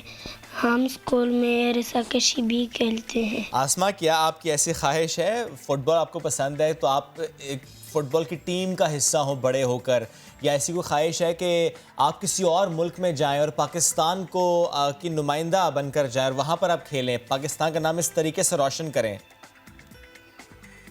जी मेरी शौक डॉक्टर बनना है। अगर ये शौक ना होता तो ज़रूर पाकिस्तान के लिए फुटबॉल खेलता है। अच्छा ठीक है, यानी डॉक्टर बना, ये वाला जो शौक है खेलने वाला इसको आप साइड पे रख दीजिए। अच्छा आसमा मुझे बताएं कि आपके इलाके में बच्चियों के लिए सरकारी स्कूल नहीं है, क्या आप वज़ीर आज़म से दरख्वास्त करना चाहेंगी कि सरकारी स्कूल बनाया जाए ताकि आपकी तरह और भी बच्चियाँ जाएँ और बहुत सारे जिनके ख्वाब है वो पूरे करें? हमारे इलाके में सिर्फ एक सरकारी स्कूल है और वो बहुत टाइम से बंद है। मैं इमरान खान से दरख्वास्त करती हूँ कि वो हमारे इलाके में लड़कियों का स्कूल बनाया ताकि मैं डॉक्टर बनूँ। इंशाल्लाह आप ज़रूर बनेंगी डॉक्टर। आसमा, आपके वालिद साहब भी चूँकि साथ मौजूद हैं, उन्होंने ज्वाइन किया हमसे, तो हाफिज़ साहब आपसे सवाल करना चाहूँगा। आसमा जिस स्कूल में पढ़ रही है, जिस तरह वो ख़ुद भी बता रही है कि चंद ही बच्चियाँ हैं जो उस स्कूल में जाती हैं, ज़ाहिर वो लड़कों का स्कूल है। आपकी तो माशाल्लाह हिम्मत है, क्योंकि जो डायनामिक्स हैं उस इलाके के वो हम ज़रा समझते हैं। वहाँ पर तालीम दिलवाना और स्पेशली बेटियों को तालीम दिलवाना को एजुकेशन में ज़ाहिर ये एक मामला ऐसा होता है जिसमें नॉर्मली हम देखते हैं कि लोग रेजिस्ट करते हैं, लेकिन आपने ये किया, आपने अपनी बेटी को उस स्कूल में भेजा। सर मुझे ये बताएं कि आपके ख़ानदान वालों ने, अहले मोहल्ला ने, अहले इलाका ने, आपकी ट्राइब ने मुखालिफत नहीं की कि बेटी है स्कूल मत भेजो या बेटी है लड़कों के स्कूल मत भेजो? हाँ जी, ये तो मुखालिफत तो होता रहता है, लेकिन हमने मुखालिफत का कोई परवाह नहीं किया। मैंने लड़कियों का स्कूल में दाखिला लिया और उस स्कूल में अभी पढ़ता है। लेकिन हमारे इलाके में बच्चियों का स्कूल है नहीं। अभी जो है वो 7वीं जमात के बाद जितना लड़की है वो स्कूल छोड़ने पे मजबूर होता है। लेकिन अभी अगर हुकूमत ने बच्चियों का स्कूल के लिए या कॉलेज के लिए कोई इक़दामात किया तो इंशाल्लाह ये इलाके वाला लोग बच्चियों के लिए दूर जाना नहीं पड़ता। अगर ऐसी तरह हाल में छोड़ दे तो ये बच्चों का स्कूल मुस्तकबिल स्कूल से ना महरूम हो जाता है या डी खान पेशावर ले जाना पड़ेगा। इसलिए हमारे इलाके में अगर स्कूल बना ले तो इंशाल्लाह ये लोग अपना बच्ची के लिए इधरी कॉलेज पढ़ ले, कॉलेज तक पढ़ ले। ठीक है इंशाल्लाह। और सर हमारी ख्वाहिश भी ये कि आपकी जो ये ख्वाहिश है ना कि यहाँ पे स्कूल बन जाए और बच्चे पढ़ लें, ये हुकूमत वक्त तक पहुँचे भी। सर मुझे बताएं कि आपके कितने बच्चे हैं और क्या तमाम बच्चे तालीम हासिल कर रहे हैं? जी हमारे 3 बच्चे हैं और 4 बेटियां हैं। ये तो एक एबटाबाद में पढ़ता है और दूसरा स्पिन कायरा गज़ाई में कैडेट कॉलेज में और तीसरा पेशावर में पढ़ता है माशाल्लाह। और 4 बच्ची जो है एक आलिम है वो मदरसे में पढ़ाती है और दूसरे भी दोनों भी और मदरसे में पढ़ती है। लेकिन अभी आसमा छुट्टी के स्कूल की छुट्टी के वक़्त में वो मदरसे में पढ़ती है। लेकिन आसमा हमारे शौक़ बहुत है कि वो स्कूल और ये डॉक्टर बन जाए।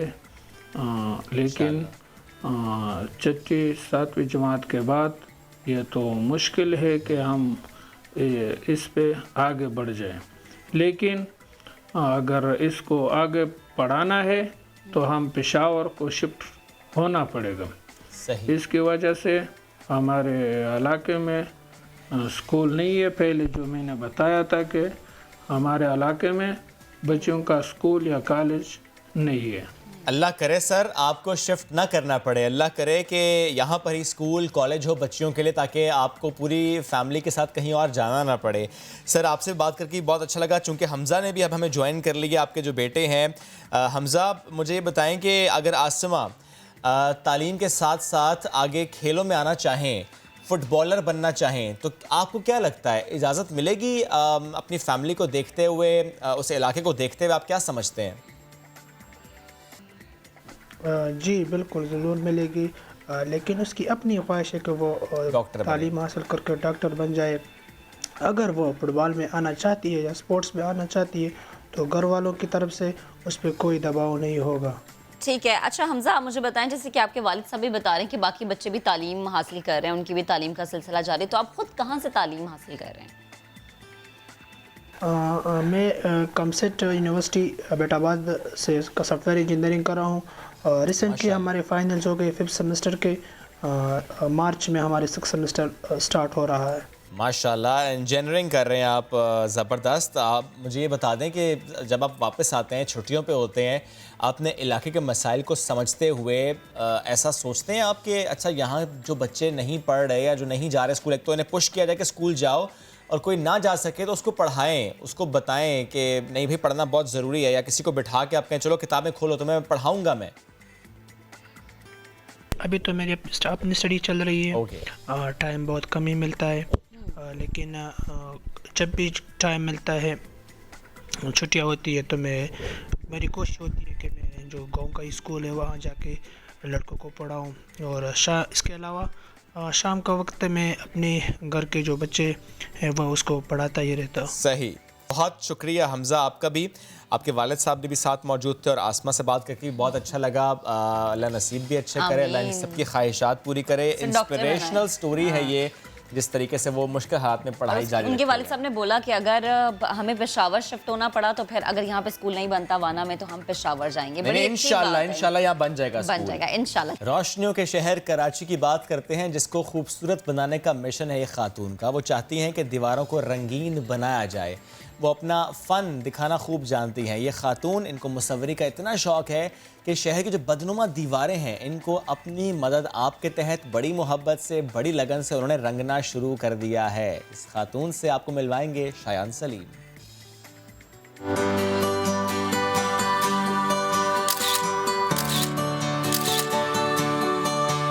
मेरा नाम सलमा हसन है और मैंने फ़ाइन आर्ट्स में ग्रेजुएट किया हुआ है।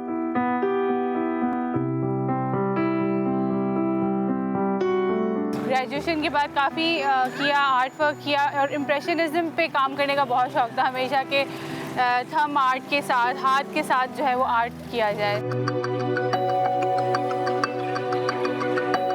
थोड़ा सा हो रही थी, हेजिटेट हो रही थी कि एक वॉल, एक पब्लिक प्लेस एंड ऑल, लोगों का आना जाना, कमेंट करना, सब चीज़ें होती हैं।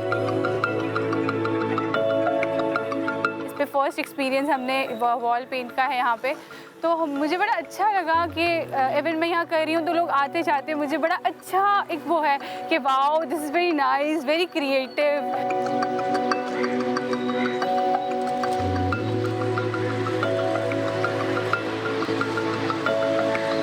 मुझे ऐसा लगता था कि मैं अभी थोड़ी घरेलू ज़िंदगी की तरफ बहुत ज़्यादा, दैट्स व्हाई बच्चे अभी छोटे हैं।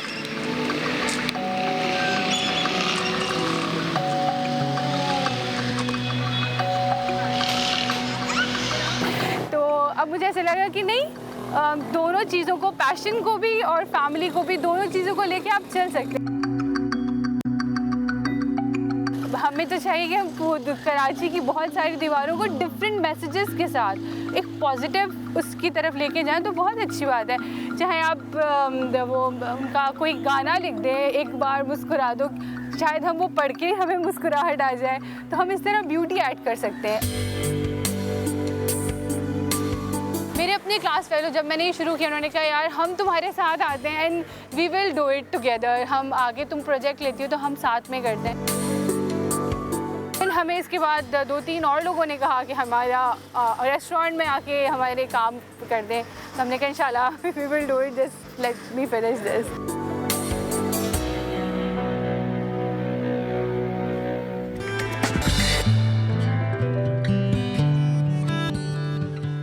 अपनी मदद आपका जज्बा हो तो मुश्किलात पर काबू पाना हो जाता है आसान। ये एग्जाम्पल सेट की कराची के एक NGO ने। जिला वस्ती में शफीक मोड़ से सोहराब गोट तक सड़क की मरम्मत का काम खुद से शुरू कर दिया। They didn't wait for the government और ऑर्गेनाइजेशंस के वो आए और काम करें। उन्होंने कहा कि हम ये खुद करके दिखाएंगे। उन्होंने किया। खुर्शीद आलम की रिपोर्ट आपको दिखाते हैं। हुकूमत को जो काम करना था वो NGO ने संभाल लिया। कराची में शफीक मोड़ से सोहराब गोट तक जगह जगह से टूटी सड़क की पैवंदकारी और फुटपाथ पर रंगो रोगन करने 100 से ज़ायद रज़ाकार पहुंच गए। सुबह से शाम तक लोगों को बेहद तकलीफ़ होती थी, तो ये हमने इसको फोकस किया कि यार ये हम अपने ताउन से जो है इनको जो प्रमोट करें और इसको फैसिलिटेट करें, लोगों के लिए आसानियाँ करें। नौजवानों का कहना है अपने मुल्क और शहर को खूबसूरत बनाने के लिए हमें भी आगे आना चाहिए। एज अ यूथ मैं तो इस बात को बिल्कुल अप्रिशिएट करूंगा और मुझे बहुत खुशी हुई कि हम आपका कराची और मेरा कराची नहीं बोल रहे, आज हम बोल रहे हैं कि ये हमारा कराची है। निजी तंजीम के इस काम में FB एरिया और नॉर्थ कराची के सनतकारों ने भारी मशीनरी के जरिए अपना ताउन पेश किया। कैमरामैन मोहम्मद रिजवान के साथ खुर्शीद आलम, समा, कराची। तो ये ज़बरदस्त काम जिस तंजीम ने किया, आज हम उसकी बात करते हैं। उनकी 2 वॉलंटियर्स ने हमें स्टूडियोज में ज्वाइन किया। We have with us Ifra Khan and Khadija Liaquat. Good morning. Good morning. ज़बरदस्त किया जी आपने। तो ये थोड़ा सा मुझे हाथ पे क्या हुआ? हाथ पे वो काम करने के दौरान हुआ? नहीं, अच्छा। उससे पहले हुआ, माइनर से इंजरी हो गई थी, बर्न हो गया था। अच्छा, मुझे ये बताएं कि ये काम जब हम इस तरह के काम के बारे में सोचते हैं, कहते हैं हाँ गवर्नमेंट का काम है, हमें क्या है भाई, आप लोगों ने ये नहीं सोचा, आपने कहा कि ये भाई हमारी जिम्मेदारी है, हमारा शहर है, हमने इसको बेहतरीन बनाना है? असल में बात ये है कि जब बंदा खुद फेस करता है ना ये सारी चीज़ें, तो फिर उसको रियलाइज़ होता है कि किसी ने तो करना है ना आगे बढ़ के, तो क्यों ना हम खुद करें, क्योंकि मतलब इस दौर से गुजरे हैं ना हमने, ये सारी चीज़ें देखी हैं, उन्हीं सड़कों पर ट्रैवल करना होता है। तो फिर क्यों हम वेट करें किसी का कि कोई आएगा और हमारा मसीहा बनेगा, हम खुद क्यों ना कुछ करें। अच्छा, ये जो आपने कहा कि कोई आएगा हमारा मसीहा बनेगा, इससे मैं ये समझूं कि उम्मीद छोड़ दी है? नहीं, इसका मतलब ये है कि उम्मीद नहीं छोड़ी है, लेकिन इंतज़ार नहीं किया, इंडिपेंडेंट हो गए। अच्छा, मज़ीद इंतज़ार नहीं करना, खुद मुख्तारी इख्तियार। अच्छा, ज़रूर आप लोगों ने कोशिश की होगी अफरा कि पहले जो एक ड्यू प्रोसेस है उसे फॉलो किया जाए, कोई एप्लीकेशन लिखी जाए, जिनका काम है उन्हें कहा जाए कि प्लीज़ आइए और ये कीजिए, ऐसा किया था या नहीं? आपने पहले सोच लिया कि वो तो आएंगे ही नहीं? नहीं, हमने ये सोचा कि ये हमारा कराची है। और ये जितने भी हमने देखा कि शफीक मोड़ से सोहराब गोड़ तक के जितने भी पैचेस हैं, रोड के पॉट होल्स हैं, तो फिर हमने इस पे काम करना शुरू किया कि इसे फिक्स्ड किया जाए। इसीलिए हम लोगों ने खुद ही ये काम किया, क्योंकि ये हमारा कराची है, तो जाहिर सी बात जो ऑर्गेनाइजेशन है क्या वो इसी तरह सड़कें मुरम्मत करती है और क्या काम करते हैं? ये this was the first time कि आपने सड़क मुरम्मत की है? जी। ओके, तो उसके अलावा क्या कर रहे हैं? अंडर प्रिविलेज कम्युनिटीज़ हैं, हम लोग एजुकेशन पे काम करते हैं, और हम ये मतलब कि अंडर प्रिविलेज जितनी भी कम्युनिटीज़ हैं उनको अपलिफ्ट करने की काम करते हैं। तो ये जो सड़क मुरम्मत वाला काम हुआ, तो ये कैसे हुआ? ये इसका इनिशिएटिव क्या है? हाँ, ये सोच कैसे आई? ये सोच ऐसे आई कि हमने देखा कि जो भी शहरी हैं उन्हें बहुत ज़्यादा तकलीफ़ का सामना करना पड़ रहा है। शफीक मोड़ पे बहुत ज़्यादा पैचेस थे और पॉट होल्स थे, जिसकी वजह से आए दिन एक्सीडेंट वगैरह का सामना करना पड़ रहा था। इसीलिए किसी शहरी ने आपको रिपोर्ट किया या आपकी अपनी टीम मेंबर में से किसी ने फेस किया? टीम मेंबर ने फेस किया। हमारे जो प्रेसिडेंट है उन्होंने लाइव देखा एक एक्सीडेंट उसी सड़क पर, तो फिर उन्होंने रियलाइज़ किया कि ये बहुत ज़रूरी हो गया है, अब इसको मरम्मत करना, अब हमें किसी का वेट करने की ज़रूरत नहीं। बस बहुत इंतज़ार कर लिया, मज़ीद नहीं। तो मुझे बताएं कितने और लोग शामिल थे आप लोगों के साथ? हमारे साथ हमारे एग्जीक्यूटिव मेंबर्स थे, मार्केटिंग के मेंबर्स थे, इसके अलावा सोशल मीडिया पर हमने जो इवेंट पेज कैंपेन किया था, तो इसकी वजह से भी बहुत सारे वॉलंटियर्स ने हमें ज्वाइन किया, व्लॉगर्स थे डिफरेंट। ओके, तो ऐसा तो नहीं हुआ जब आपकी टीम वहाँ पर काम कर रही थी तो किसी ने कहा होगा ये कौन लोग आगे जो काम करें, तो हुकूमत का काम और इंतजाम है, काम नहीं है, कोई इदारा आ गया हो कि तो हमारा काम था, आप लोग किधर आ गए? जी बिल्कुल, वो असल में वो जो ट्रैफिक जा रहा था उस पर हमने फ्लायर्स भी डिस्ट्रीब्यूट किए ताकि अवेयरनेस हो, वो खुद भी अपनी जिम्मेदारी समझें। तो बहुत सारे लोगों ने क्रिटिसाइज भी किया, लेकिन वो क्रिटिसाइज क्या किया? यही कहा कि आप लोगों का तो काम नहीं है, गवर्नमेंट का काम है, लेकिन क्रिटिसिज्म तो एक अच्छा और आपको उसको पॉजिटिव लेना चाहिए। अच्छा, तो मुझे ये बताएं, अब क्या मजीद सड़कों की मरम्मत का और भी इरादा है? क्योंकि कराची में एक ऐसी सड़क नहीं है, बहुत सारी सड़कें हैं। ये ना महक बता दें अपने बिल्डिंग के बाहर वाली सड़क का आपको कि वहाँ हम गुजरते हैं, बहुत ज़्यादा गड्ढे हैं वहाँ पर। जी, हमारा अभी फेज़ 1 कंप्लीट हुआ है। हमने अभी सोहराब गोड़ शफीक मोड़ टू सोहराब गोड़ कंप्लीट कर लिया है। अब हमारा फेज़ 2 स्टार्ट होगा इंशाल्लाह। और देखें, हमने इनिशिएटिव इसीलिए लिया है कि लोग जो है आगे बढ़ के खुद भी अपने अपने इलाके को ओन करें, और नहीं जिस इलाके में कोई मसला है तो उसके लिए किसी इंतजामिया का वेट ना करें, खुद से पुल इन करें। अगर हाथ बढ़ाया तो लोग इनका हाथ थामे। ये बहुत जरूरी है, क्योंकि आप लोगों को फंड्स की कमी हो जाएगी, बिकॉज जितने मसाइल कराची के हैं और जितना अच्छा काम आप लोगों ने किया, लोग अब आपसे कांटेक्ट करेंगे कि हमारे इलाके का ये मसला, हमारे इलाके का मसला ये, और ये ना हो कुछ सालों बाद आप लोग के एनजीओ छोड़ो पॉलिटिकल पार्टी बनाते हैं। नहीं सर, ऐसा बिल्कुल कुछ नहीं होगा। मकसद ही हमारा यही था कि अगर हमने ये फेस किया है हमारे इलाके में, हमने ये इनिशिएटिव लिया है, तो आगे बढ़ के आप डिपेंड ना करें, हमें भी कॉल करने की आपको ज़रूरत नहीं है। आप खुद आगे बढ़ें, इनिशिएटिव लें, अपने इलाके की सड़कें मरम्मत करें, सफाई का ख्याल रखें, प्लांटेशन करें, क्योंकि इससे आपकी जनरेशन को फ़ायदा होगा। अच्छा, तो मुझे बताएं, अभी तक किसी ने आपसे कॉन्टेक्ट किया? कांटेक्ट तो बहुत सारे, जब हम लोग वॉलंटियर्स के लिए हम लोगों ने सोशल मीडिया पे अप्रोच किया था, तो बहुत सारे लोगों ने कहा था कि हमारे इलाके में भी बहुत ज़्यादा ज़रूरत है इसकी, तो हमने कहा इंशाल्लाह देखते हैं, लेकिन आप लोग खुद भी देखें ना, खुद भी ध्यान रखें, दूसरों पे डिपेंड ना रहें। अच्छा, मुझे बताएं कि गवर्नमेंट की तरफ से कोई रिस्पॉन्स आया या उनकी तरफ से कुछ एप्रिसिएशन मिली या कुछ कहा गया? अभी तक तो कुछ नहीं हुआ है, अभी तक कुछ नहीं हुआ, लेकिन गवर्नमेंट के जो डिफरेंट इदारे हैं उनकी सपोर्ट मिल गई, यही हमारे लिए बहुत काफ़ी है। कौन से इदारे हैं? डीएमसी और पुलिस ने बहुत ज़्यादा सपोर्ट किया, सड़कों पे हमारे लिए खड़े हुए थे, यही हमारे लिए बहुत बड़ी बात थी। बड़ी बात है भाई, इदारों ने सपोर्ट किया आपको। इदारे हमें नजर नहीं आते, आपको नजर भी आया, उन्होंने काम भी किया आप लोगों के साथ, क्योंकि इदारों ने उन्हें बेसिकली आपकी सपोर्ट मिल रही थी, क्योंकि उनका काम आप लोग कर रहे थे। दैट इज द रीजन कि वो आपको सपोर्ट करने का एक खाना पकाने में ऊपर से आके थोड़ी सी मिर्ची मसाले और थोड़ी और चीजें डाल देंगे। लेकिन आपको पता है वो ऊपर से जो एप्रिसिएशन ही मिल जाती है तो हमें लगता है कि हिम्मत बांध देती है। एंड एट दैट टाइम वो सपोर्ट बहुत जरूरी होती है, पुलिस की सपोर्ट स्पेशली बहुत जरूरी होती है। आपको ज़रा जो वॉलंटियर्स वहाँ पे हैं उनको सिक्योरिटी की बहुत जरूरत होती है। Thank you so very much. आप साथ मौजूद खदीजा एंड इफ्रा, आप लोग ने बहुत अच्छा काम किया, keep up doing the great work, और बड़ा अच्छा मैसेज, बड़ी अच्छी सोच थी। इसी का इंतजार ना कीजिए, आपके इलाके का जो भी मसला है उस मसले को ओन कीजिए और उस मसले को खुद हल करने की कोशिश कीजिए।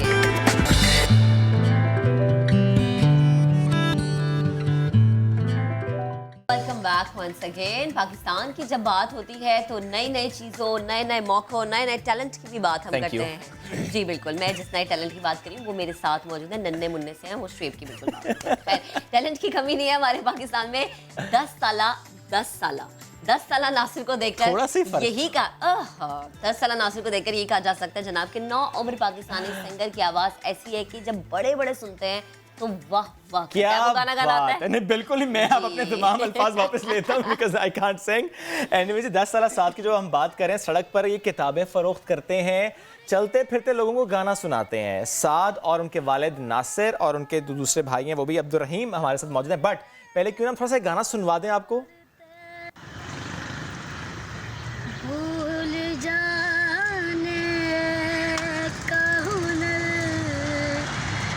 मुझको सिखाते जा रहे हो तो सभी नक्श मिटाते जाओ, चलो रस्मन ही सही, मुड़ के मुझे देख तो लो,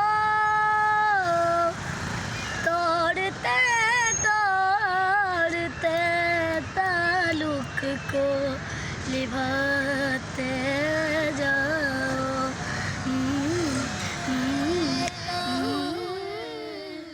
मुझको सिखाते जाओ, जा रहे हो तो सभी नक्श मिटाते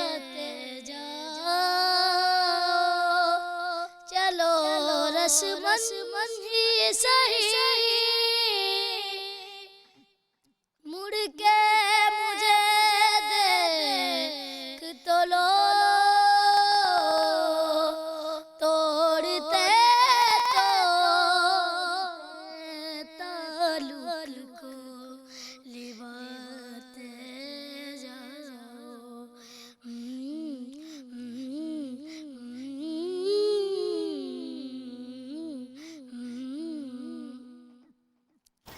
कभी कभी ये मुझे सताए, कभी कभी ये रुलाए, फकत मेरे दिल से उतर जाएगा,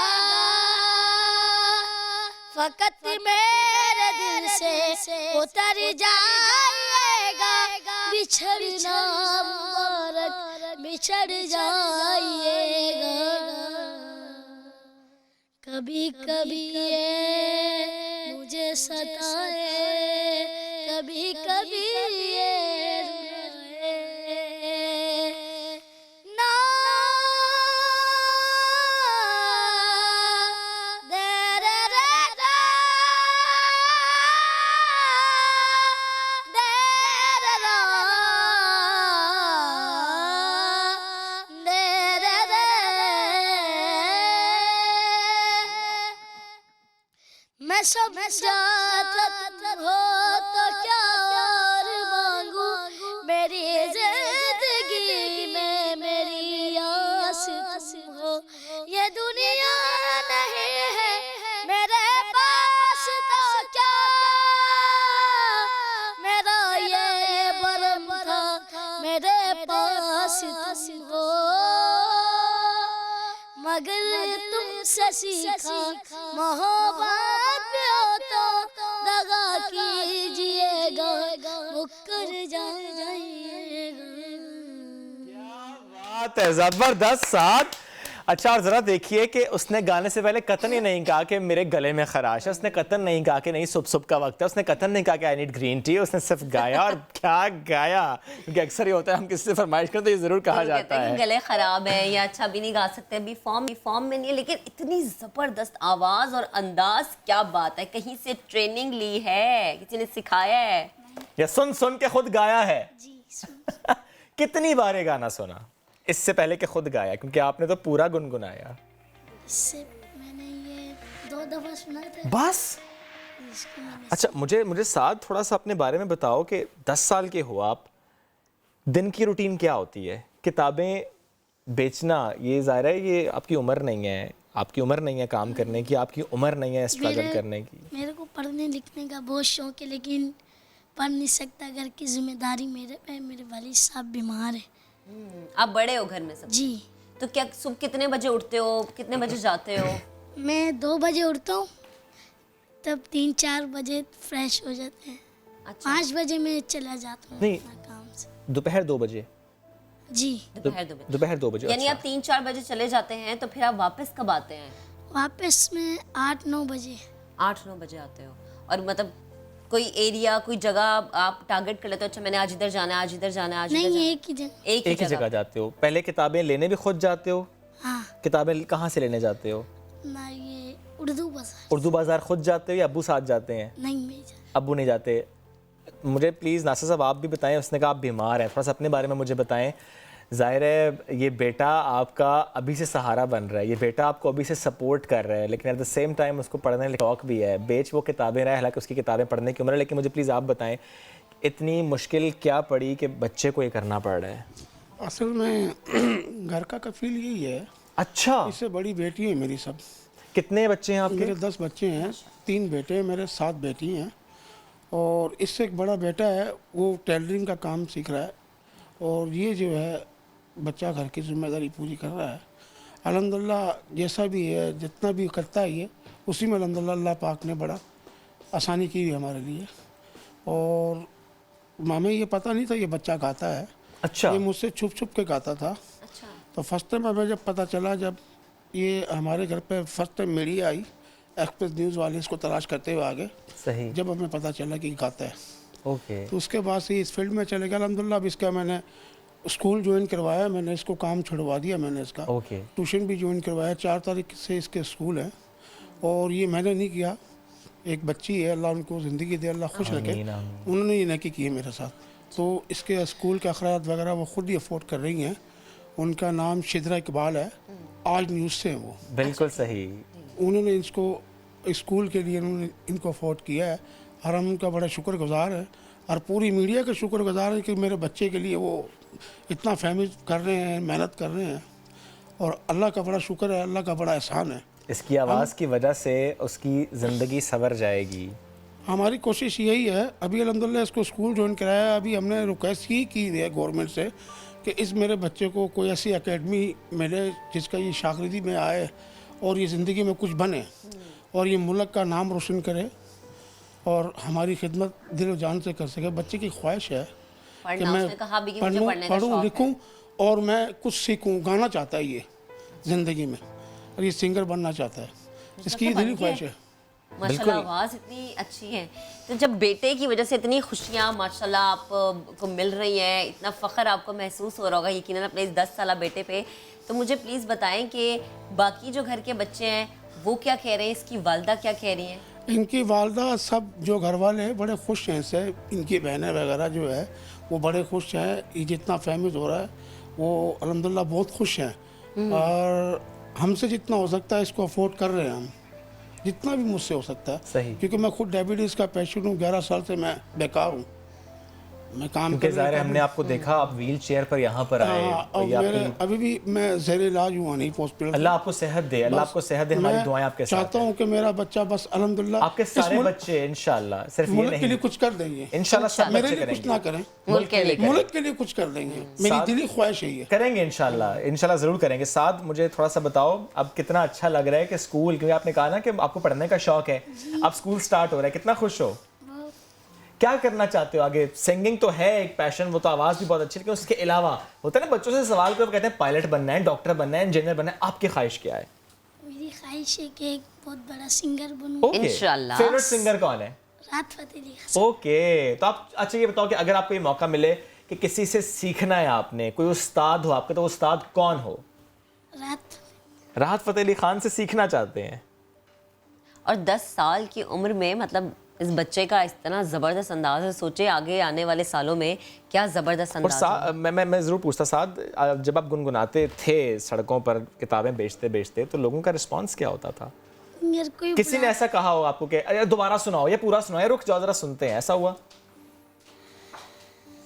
नहीं, मैं सॉरी, मैं सवाल से आपसे कर नहीं पाया। मैं पूछना ही चाह रहा हूँ आपसे, कभी ऐसा हुआ जब आप सड़कों पर किताबें बेचते थे इतने सख्त मौसम में, गर्मी में, गाना गाते गाते, तो किसी ने कहा और रुक करके अच्छा किताब तो लेंगे, जरा गाना सुनाओ, कहते थे लोग? जी, लेकिन मैं उनको सुनाता नहीं सुनाते थे? नहीं, वो वीडियो बनाते। अच्छा, वीडियो बनाते थे। देखो वीडियो बनी तो मशहूर हुए। चलो मुझे बताओ कि कुछ कहना चाहोगे अपने सुनने वालों को, हुकूमत से, इमरान खान साहब से? अभी तो ज़रा एक मुश्किल तो हल हुई है, लेकिन आपके सारे बहन भाई भी हैं, सबकी जिम्मेदारियां आप पर थीं, उन सब ने भी पढ़ना है, उन सब ने भी आगे बढ़ना है, कुछ कहना चाहते हो? मैं पढ़ रहा तो हूँ, लेकिन घर की भी जिम्मेदारियां मेरे पे। अच्छा, तो उसकी भी फिक्र है आपको? ठीक, तो जो लोग देख रहे हैं उनको क्या मैसेज आप दोगे? उनका मैं शुक्र, मेरी इतनी अच्छी वीडियो देख रहे हूँ। अच्छा, शुक्रिया अदा करोगे, वीडियो देखी, आपकी हेल्प की, आपके अब्बा को आपको आपके अब्बा के लिए बाइसे फ़ख्र बनाया। जी। और ये एक एग्जाम्पल है, साद एक एग्जाम्पल है उन तमाम नौजवानों के लिए, उन तमाम लोगों के लिए कि जो जब कमाने लगते हैं तो माँ बाप को भूल जाते हैं, जो जब कमाने लगते हैं तो अपने बीवी बच्चों के खर्चे तो उठाते हैं, माँ बाप को भूल जाते हैं, बहन भाइयों को भूल जाते हैं। वो 10 साल का बच्चा एग्जाम्पल कितनी खूबसूरत सेट कर रहा है, अपने वालिद की परेशानी को समझते हुए अपने बहन भाइयों का वाहिद कफील बनकर सामने है। Thank you so very much, आप सब साथ मौजूद थे। अल्लाह बहुत आपको कामयाबियाँ दे, तमाम ख्वाहिशात को पूरा आने वाले वक्त में हम देखें कि साद एक बहुत बड़ा और बहुत अच्छा सिंगर बन गया है इंशाल्लाह।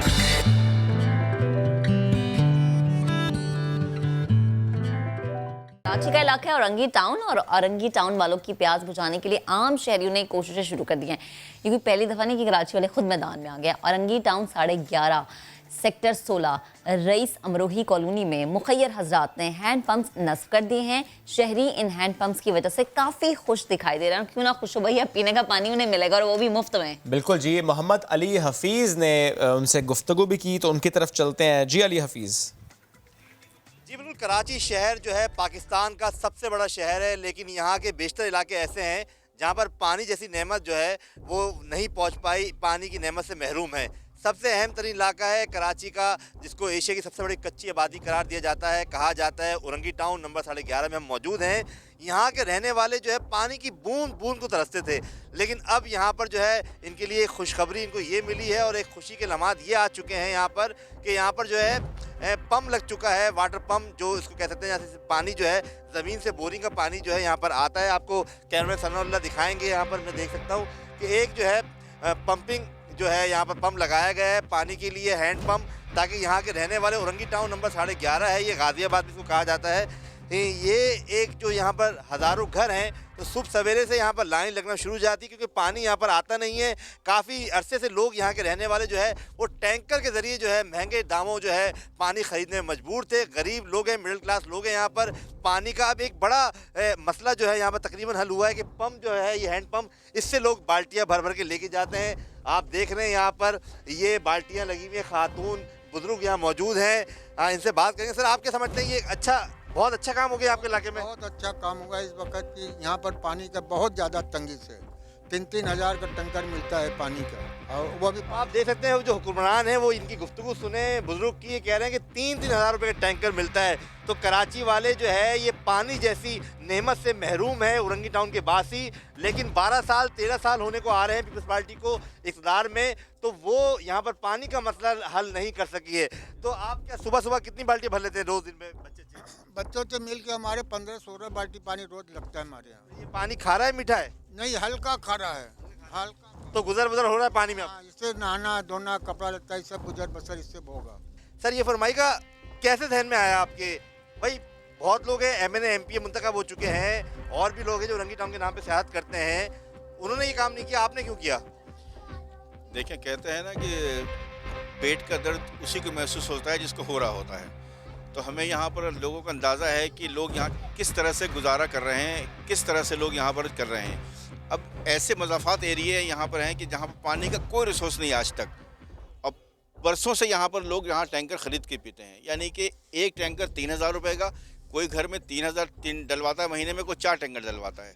तो आप सोचिए एक गरीब घर से महीने का 10 से 12 हज़ार रुपये अगर वो पानी में खर्चा कर रहा है तो उस बेचारे की क्या गुजर बसर होगी। सही बात यह है कि जिसकी तनख्वाह 15,000 रुपये 12,000 रुपये होगी तो उसके बजट पे कितना असर पड़ता होगा जब वो महंगे दामों जो है पानी का टैंकर मंगवाता है, तो बजट घर का जो है वो भी डिस्टर्ब होता है। लेकिन अब ये एक अच्छी खबर ये है कि औरंगी टाउन के मुख्तलिफ इलाकों में, खासतौर पर हम जो रिपोर्ट कर रहे हैं वो 11:30 नंबर है औरंगी टाउन, यहाँ पर जो है हैंडपम्प लगाया गया है, इससे लोग बाल्टी में पानी घर लेके जाते हैं और अपना गुजर बसर पानी की जो ज़रूरत होती है वो अब तकरीबन ये मसला जो है यहाँ पर हल हो चुका है।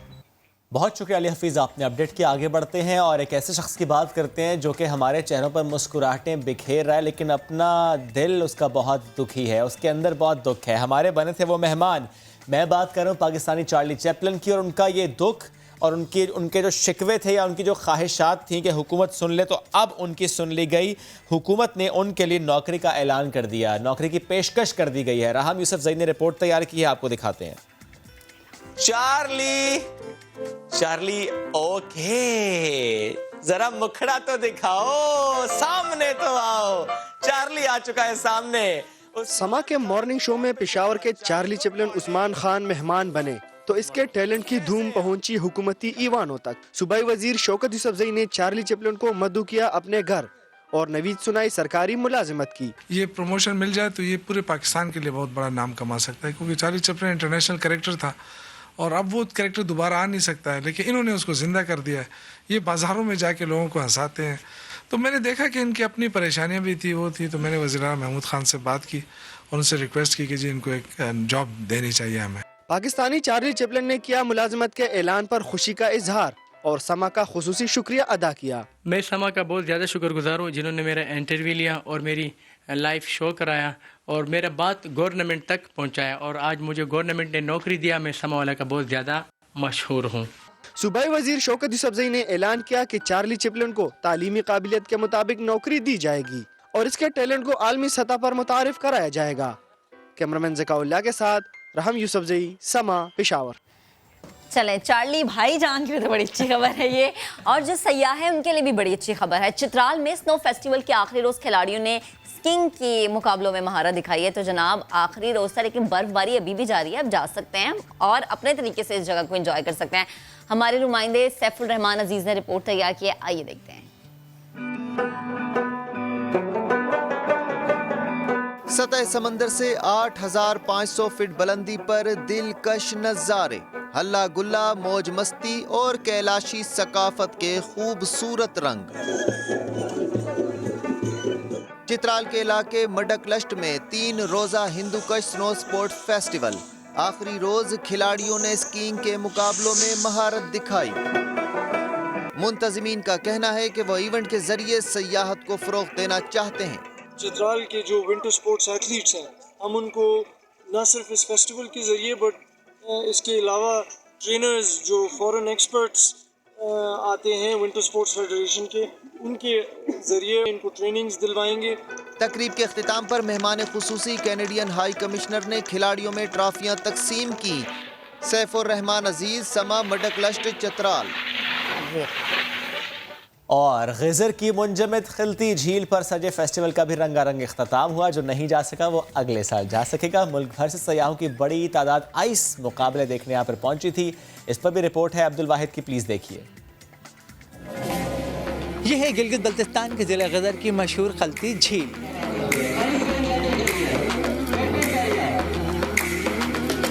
जहां बर्फ से जमी झील पर आइस हॉकी का मेला सजाया गया।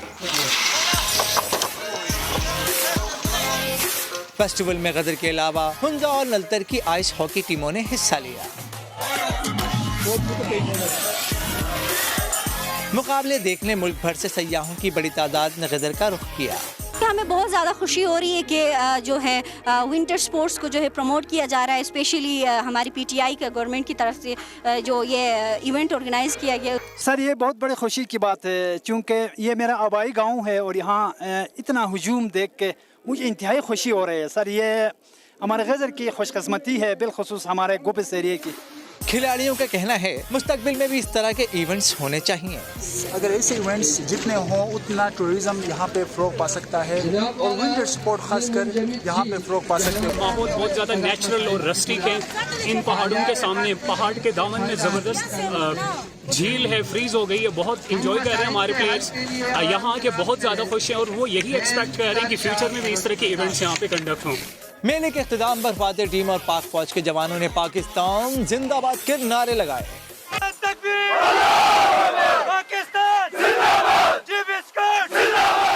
सयाहों ने 3 रोजा विंटर फेस्टिवल को सयाहत के फरोग के लिए अहम करार दिया। अब्दुल वाहिद समा, खलती, जिला गदर।